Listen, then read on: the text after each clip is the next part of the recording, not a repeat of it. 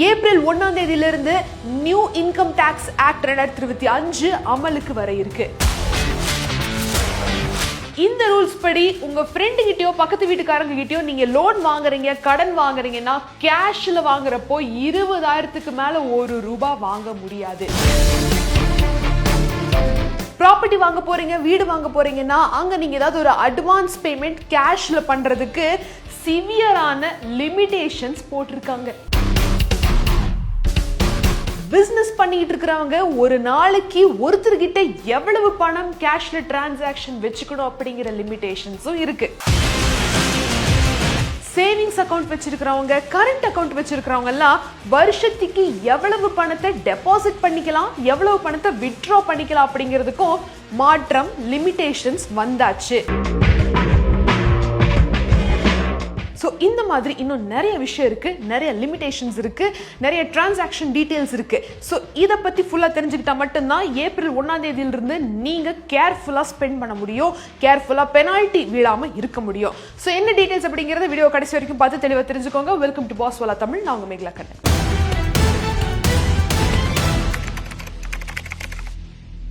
இந்த வருஷம் பட்ஜெட் 2026 நிர்மலா சீதாராமன் அவர்கள் ரொம்ப தெளிவா சொல்லியிருந்தாங்க. போன வருஷம் நாங்க இம்ப்ளிமெண்ட் பண்ண அந்த ஒரு இன்கம் டாக்ஸ் ஆக்ட் 2025 வந்து இந்த வருஷம் 2026 ஏப்ரல் மாசம் 1ஆம் தேதியிலிருந்து நாங்க அதை இம்ப்ளிமெண்ட் பண்ண போறோம் ஸ்ட்ராங்கா அப்படின்னு சொல்லி அவங்க அப்பவே அறிவிச்சிட்டாங்க. ஸோ இப்போ ஏப்ரல் நெருங்கிட்டு இருக்கோம். இப்போ மார்ச், ஏப்ரல் அடுத்த மாசம் இன்னும் 10 நாள் தான் இருக்குது. நீங்க அதுக்குள்ள எல்லாத்தையும் தெரிஞ்சு வச்சுக்கிட்டு நீட்டா அதுக்கு தகுந்த மாதிரி நடந்துக்கிட்டா பெனால்டிஸ் உங்க மேல விழுறதை நீங்க தவிர்க்க முடியும். எல்லாமே ரொம்ப பேசிக்கா சின்ன சின்ன விஷயம் தான். இதை நம்ம தவற விட்டுட்டாலே 100% பெனால்டி இம்போஸ் பண்ணப்படும்.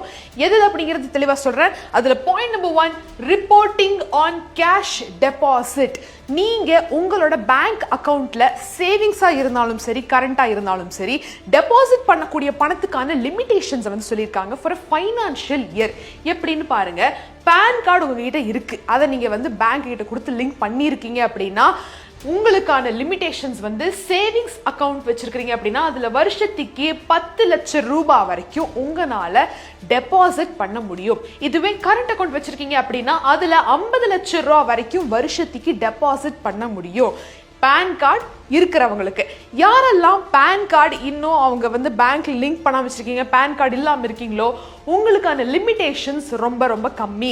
உங்களுக்கு 5 லட்சம் ரூபாய் மட்டும்தான் வருஷத்துக்கு நீங்க பணத்தை டெபாசிட் பண்ண முடியும். ஒருவேளை 5 லட்சத்துக்கு மேல போச்சு உங்க டெபாசிட் அப்படின்னா பேங்க் என்ன பண்ணுவாங்கன்னா உங்க ஆதார் நம்பரை வச்சு இன்கம் டாக்ஸ் டிபார்ட்மெண்ட்டுக்கு அதை இன்ஃபார்ம் பண்ணுவாங்க. 5 லட்சம் ரூபாய்க்கு மேல எவ்வளவு பணம் டெபாசிட் ஆயிருக்கோ அதை பேங்கே இன்கம் டாக்ஸ் டிபார்ட்மெண்ட்டுக்கு இன்ஃபார்ம் பண்ணி உங்க வீட்டுக்கு நோட்டீஸ் வரும். அந்த நோட்டீஸ்ல நீங்க இந்த ஒரு பணத்துக்கான சோர்ஸ் எங்களுக்கு சொல்லணும் அப்படின்னு சொல்லி அவங்க கேட்பாங்க. அந்த சோர்ஸ் ஜஸ்டிஃபையபிளா இருக்குது, இந்த காசு எனக்கு இங்கிருந்து வந்திருக்கு அப்படின்னு நீங்க ஜஸ்டிஃபை பண்ணிட்டீங்கன்னா எந்த பிரச்சனையும் இல்லை. ஜஸ்டிஃபை பண்ணல அப்படின்னா பிரச்சனை, பெனால்டிஸ் போடுவாங்க. அடுத்தடுத்து ஒரு ஸ்டேஜா நீங்க வந்து ப்ராப்ளம் ஃபேஸ் பண்ண வேண்டியிருக்கும். ஸோ இதுதான் ஏப்ரல் 1ஆம் தேதியிலிருந்து ஸ்ட்ரிக்டா அமலுக்கு வர இருக்கிற இந்த கேஷ் டெபாசிட் சிஸ்டம். ரெண்டாவதா TDS ஆன் கேஷ் வித்ட்ரால். இப்போ நம்ம வந்து கேஷை பேங்க் அக்கவுண்ட்ல டெபாசிட் பண்றதை பத்தி பார்த்தோம். இப்போ கேஷை வந்து வித்ட்ரா பண்றதுக்கும் ஒரு சில set of rules and regulations இருக்கு. என்னன்னு பாத்தீங்கன்னா, ஒருவேளை நீங்க இன்கம் டாக்ஸ் ரிட்டர்ன்ஸ் ஃபைல் பண்றவங்களா இருக்கிறீங்க, ஃபைல் பண்ணிட்டீங்க அப்படின்னா உங்களுக்கான லிமிடேஷன்ஸ் கேஷ் வித்ட்ரால் பண்றதுக்கு ஒரு வருஷத்துக்கு 1 கோடி ரூபாய் வரைக்கும் நீங்க வித்ட்ரா பண்ணிக்கலாம். 1 கோடி ரூபாய்க்கு மேல போச்சு அப்படின்னா 2% வரைக்கும் TDS பிடிக்கப்படும். ஃபார் எக்ஸாம்பிள் 1 கோடியை 2 லட்சம் வரைக்கும் நீங்க வந்து வித்ட்ரா பண்ண போறீங்க. வித்ட்ரா பண்றப்பவே 1 கோடி 2 லட்சம் ரூபாய் வராது. அந்த 2 லட்சம் எக்ஸ்ட்ரா இருக்கு இல்லையா, அதுக்கு 2% வந்து TDS பிடிப்பாங்க. இப்போ 2 லட்சத்துல 2% எவ்வளவு ஆச்சு? 4000 ரூபாய் ஆச்சு. அதை நீங்க வித்ட்ரா பண்றப்பவே 1 கோடி 2 லட்சமா வராது. 1 கோடி 1,96,000 தான் வரும். Tax deducted at the source உங்களுக்கு வந்து டிடக்ட் பண்ணிடுவாங்க இந்த லிமிடேஷனை தாண்டிச்சு அப்படின்னா.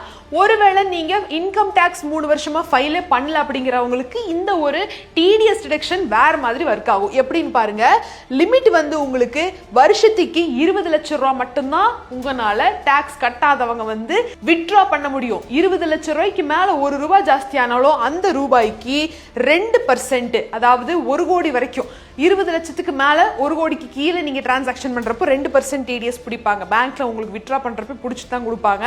அதுவே நீங்க வந்து above 1 crore நீங்க வந்து வித்ட்ரா பண்றீங்க அப்படின்னா உங்களுக்கு 5% வந்து டிடிஎஸ் பிடிப்பாங்க. இது டாக்ஸ் கட்டாதவங்களுக்கு. இது செகண்ட் அப்டேட். மூணாவது சேஞ்ச் என்ன அப்படின்னு பாத்தீங்கன்னா cash receipt from any person. இப்போ உங்க வீட்டில் ஒரு பைக் வச்சிருந்திருக்கீங்க, அதை வித்துட்டீங்க, அவங்க வந்து கேஷா கொடுத்துட்றேன் அப்படின்னு சொல்லி கொடுக்குறாங்க. ஒரு 2 லட்ச ரூபா தராங்க. ஓகே, 2 லட்ச ரூபாய் கேஷா நீங்க வாங்கிக்கலாம். ஆனா 2,50,000 இல்ல 2,01,000 ரூபா அப்படின்னு 1 ரூபா எக்ஸ்ட்ரா ஆனாலும் கூட உங்களுக்கு 100% பெனால்டி போடப்படும். 1,00,000% பெனால்டி போடப்படும். 2,01,000 ரூபாய்க்கு 2,01,000 ரூபா நீங்க பெனால்ட்டியா கட்ட வேண்டியிருக்கும். ஞாபகம் வச்சுக்கோங்க. அப்போ நாங்க ஏதாவது ஒரு டிரான்சாக்ஷன் பண்றோம், இல்ல வெளியில இருந்து யாராவது எங்களுக்கு ஏதாவது ஒரு பொருள் சம்பந்தப்பட்டமாவோ இல்ல ஏதாவது ஒரு இதுல எங்களுக்கு 2 லட்ச ரூபாய் கேஷ் கொடுக்குறாங்க அப்படின்னா நாங்க வாங்கக்கூடாது. 2 லட்ச ரூபாய் வரைக்கும் நீங்க வாங்கலாம். 2 லட்ச ரூபாய்க்கு மேல வாங்கினீங்கன்னா 100% பெனால்ட்டி போடப்படும். இதோட நோக்கம் என்ன அப்படிங்கறது அடுத்தடுத்து நான் வந்து இன்னும் நிறைய இருக்கு. இந்த மாதிரி இதுக்கே ஷாக் ஆகாதீங்க. இந்த மாதிரி என்ன நிறைய இருக்கு. அப்ப நான் என்ன காரணம் அப்படிங்கறத கடைசியில் உங்களுக்கு சொல்றேன். அடுத்ததா ப்ராப்பர்ட்டி. நீங்க ஏதாவது ஒரு வீடு மனை வாங்க போறீங்க, இல்ல ஏதாவது நிலம் வாங்க போறீங்க, அதை பாத்தீங்க, பிடிச்சிருச்சு, அதை நீங்க வந்து பார்த்துட்டு ஒரு டோக்கன் அட்வான்ஸ் மாதிரி நீங்க வந்து பே பண்ணலாம் அப்படின்னு இருக்கீங்க, இல்ல வந்து அதை விற்கலான் இருக்கீங்கன்னு வச்சுக்கலாமே. ஏதாவது ஒண்ணு நீங்க நிலத்தை விற்க போறீங்க, அந்த பையர் வந்து உங்களுக்கு அட்வான்ஸ் பேமெண்ட் பண்றாங்க, கேஷா கொடுத்துட்றோமே இப்போ அப்படின்னு சொல்லிட்டு 20,000க்கு மேல 25,000 இல்ல 50,000 கொடுக்குறாங்கன்னு வச்சுக்கோங்க. 50,000க்கு 50,000 பெனால்ட்டி போடப்படும்.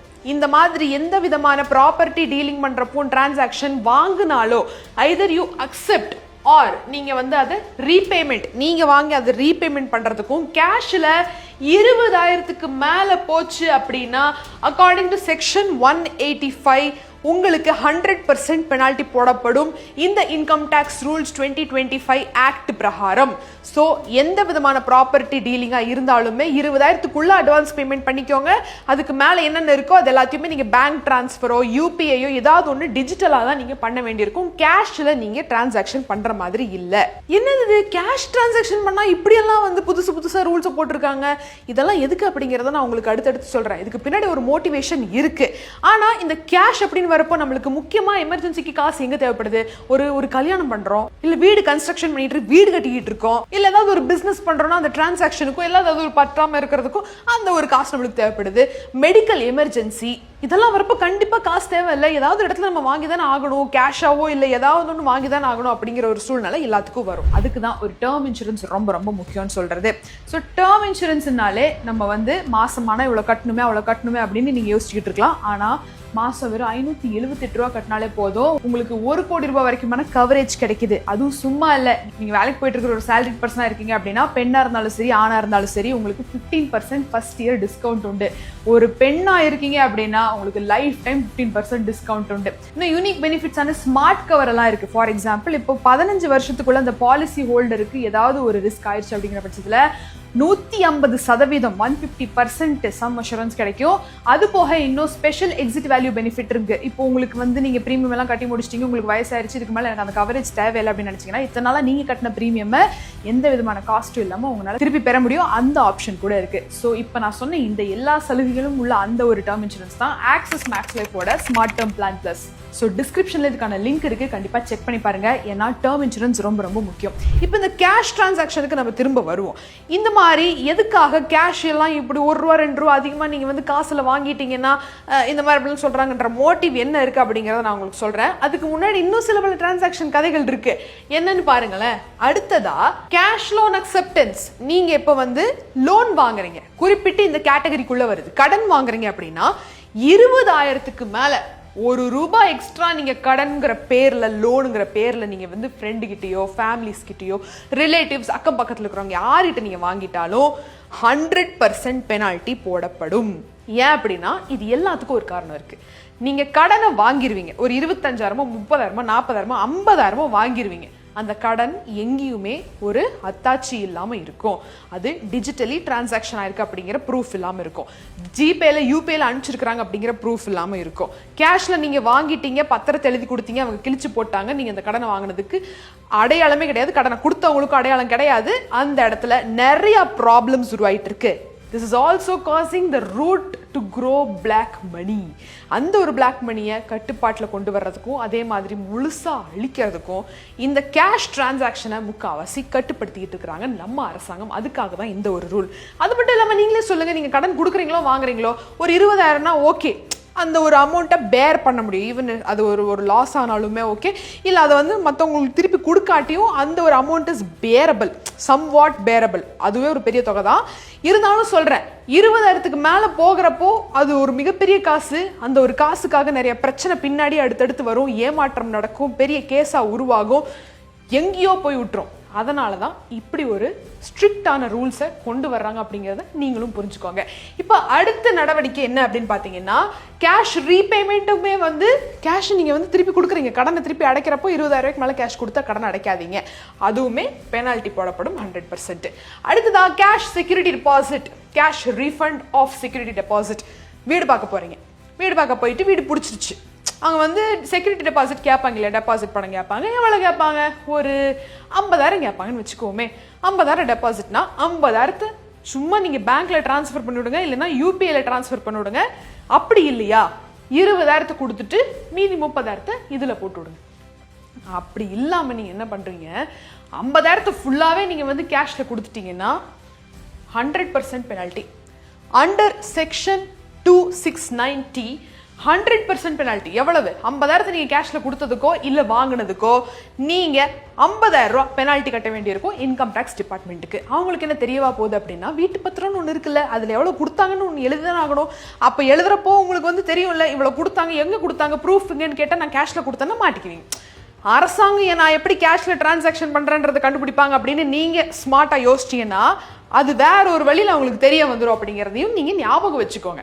ஸோ இது எதுக்குன்னு பார்த்தீங்கன்னா, அகெயின் நம்மளோட சேஃப்டிக்காக, நம்ம அந்த மாதிரி கேஷாக கொடுத்து ஏமாற வேண்டாம் அப்படிங்கிற அந்த ஒரு நோக்கத்திலையும் கூட அட் தி சேம் டைம் இதை கொஞ்சம் ரொம்ப ரிஸ்ட்ரிக்ட் பண்ணியிருக்கிறது ஒரு வகையில் அவங்களோட புது இன்கம் டேக்ஸ் ஆக்ட் 2025 இருக்கக்கூடிய ஒரு விஷயம். ஸோ இது உங்களுக்கு தெரிஞ்சுக்கணும்னு நினைக்கிறேன். அடுத்ததா கேஷ் எக்ஸ்பென்ஸ் லிமிடெட் பிஸ்னஸ். நீங்கள் பிஸ்னஸ் பண்ணிட்டு இருக்கீங்க, செலவு பண்ணுறீங்க, இல்லை யாருக்காவது வந்து பணத்தை கொடுக்குறீங்க அப்படிங்கிறப்போ ஒரு நாளைக்கு ஒருத்தர்கிட்ட நீங்கள் 10,000 ரூபாய்க்கு மேலே கேஷில் செலவு பண்ணுற மாதிரி இல்லை. மீறி நீங்கள் பண்ணினீங்க அப்படின்னா உங்களுக்கு எக்ஸ்பென்ஸ் டிஸ்அலவ் பண்ணப்படும். அப்படின்னு என்னென்னு யோசிக்கிறீங்க? இப்போ நீங்கள் வந்து இன்கம் டேக்ஸ் கட்டி தான் ஆகணும் பிஸ்னஸ் பண்ணிட்டு இருக்கீங்கன்னா. அந்த டைமில் உங்களுக்கு டிடிஎஸ் எல்லாம் நீங்கள் வந்து ரீஃபண்ட் வாங்குறதுக்கு ஏதாவது அப்ளை பண்ணுறீங்கன்னா ஆகாது. இது எல்லாமே உங்கள் இன்கமாக கன்சிடர் ஆயிரும். அதே மாதிரி உங்களுக்கு டேக்ஸ் அதிகமாக கட்ட வேண்டிய நிலைமை வரும். ஸோ பிஸ்னஸ் பண்ணிட்டு இருக்கிறவங்களுக்கான டெய்லி டிரான்சாக்ஷன் கேஷில் பண்ணுறதுக்கான லிமிடேஷன் வந்து 10,000 ரூபா தான், அதுவும் ஒரு நபர்கிட்ட. ஸோ இதுதான் ஏப்ரல் மாதம் 1ஆம் தேதியிலிருந்து அமலுக்கு வர இருக்கிற நியூ இன்கம் டேக்ஸ் ஆக்ட் 2025 ஓட அந்த சில set of rules and regulation and transaction limitations எல்லாமே இதுதான். கண்டிப்பாக இதை எல்லாத்துக்கிட்டையும் ஷேர் பண்ணுங்க. ஏன்னா நிறைய பேத்துக்கு இது தெரியாது. அதுக்கப்புறம் ஏதாவது ஒரு புதுசாக பெனால்ட்டி போட்டாங்க அப்படின்னு நம்ம சண்டைக்கு போக முடியாது. ஏன்னா இதை வந்து ஆல்ரெடி எல்லா இடத்துலையும் சர்க்குலேட் பண்ண ஆரம்பிச்சிட்டாங்க. இந்த ஒரு இன்ஃபர்மேஷனை தயவு செஞ்சு எல்லாத்துக்கிட்டையும் ஷேர் பண்ணுங்க. அண்ட் நீங்களும் சேஃபாக இருங்க, ப்ராப்பராக நல்ல கான்ஷியஸோட டிரான்சாக்ஷனை பார்த்துக்கோங்க. இந்த ஒரு இன்ஃபர்மேஷன் உங்களுக்கு பிடிச்சிருக்கு அப்படின்னா கண்டிப்பாக லைக் பண்ணுங்க, ஷேர் பண்ணுங்க, காமெண்ட் செக்ஷனில் நல்லா இருக்கு அப்படின்னு ஏதாவது ஒரு ஃபீட்பேக்கை சொல்லிட்டு போங்க. அந்த ஒரு என்கரேஜ்மெண்ட்டால தான் அடுத்த வீடியோ போடுறதுக்கு நம்மளுக்கு கொஞ்சம் உற்சாகமாக இருக்கும். நம்மளோட பர்ஃபார்மன்ஸ் நல்லா இருக்கு அப்படிங்கிறது நம்மளுக்கு தெரிய வரும். இல்லை ரொம்ப இழுவையாக இழுக்கிற அப்படின்னாலும் சொல்லுங்க, இல்லை ரொம்ப சின்னதாக இருக்கு இன்னும் கொஞ்சம் டீட்டெயில்டாக சொல்லுங்க அப்படின்னாலும் சொல்லுங்க. ஓகே, மீண்டும் ஒரு சுவாரஸ்யமான பகுதியில் நான் உங்களை வந்து சந்திக்கிறேன். Megala Karan signing off. நன்றி, வணக்கம். பிராண்ட் பார்ட்னர்ஷிப் மற்றும் அட்வர்டைசிங் என்கொயரிஸ்க்கு brand@bosswala.com என்ற இமெயில் ஐடிக்கோ அல்லது 9108014192 என்ற வாட்ஸ்அப் எண்ணை தொடர்பு கொள்ளலாம். Bosswala, be the boss.